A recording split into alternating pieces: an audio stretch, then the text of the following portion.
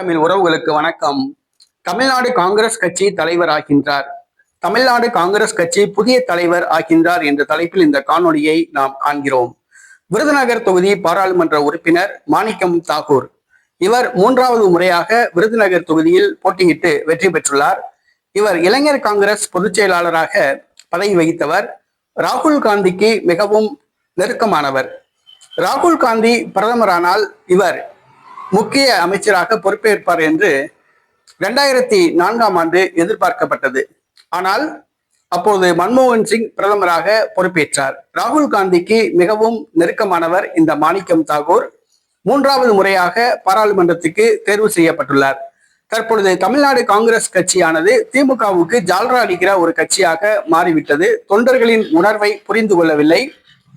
தமிழ்நாடு காங்கிரஸ் கட்சியில் கோஷ்டி பூசல் தலைவிரித்தாடுகிறது. தமிழ்நாடு காங்கிரஸ் தமிழ்நாட்டில் இருக்கிறதா என்ற ஒரு கேள்வி எழுந்துள்ளது. தமிழ்நாடு காங்கிரஸ் கிராமங்களிலே கிடையாது என்று சொல்லலாம்.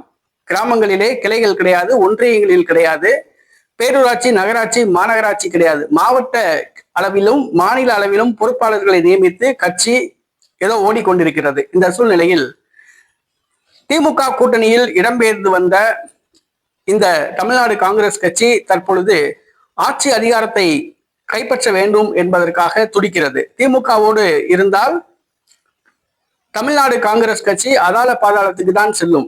இனிமேல் திமுக கூட்டணியில் தொடர்ந்து இருந்தால் காங்கிரஸ் கட்சி வளர்வதற்கு வாய்ப்பில்லை, தேய்வதற்குத்தான் வாய்ப்பு. ஆகவே தமிழ்நாடு காங்கிரஸ் கட்சிக்கு வாழ்வா சாவா என்ற நிலை ஏற்பட்டுள்ளது.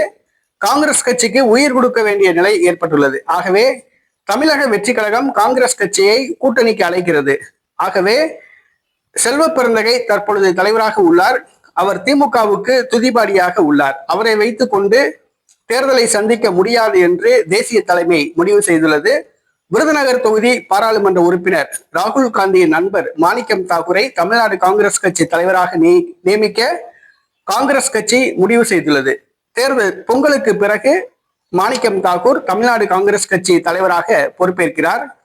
ஒரு இளைஞர் ஒருவர் தமிழ்நாடு காங்கிரஸ் கட்சிக்கு தலைவராக பொறுப்பேற்பது காங்கிரஸ் கட்சிக்கு உயிர் கொடுக்கும் என்று காங்கிரஸ் கட்சி எதிர்பார்க்கிறது.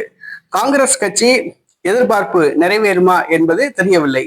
மாணிக்கம் தாகூர் தமிழ்நாடு காங்கிரஸ் கட்சி தலைவரானால் காங்கிரஸ் கட்சி உயிர் பெறுமா அல்லது காங்கிரஸில் இன்னும் கோஷ்டி பூசல் அதிகரிக்குமா என்பதை பொறுத்திருந்துதான் பார்க்க வேண்டும்.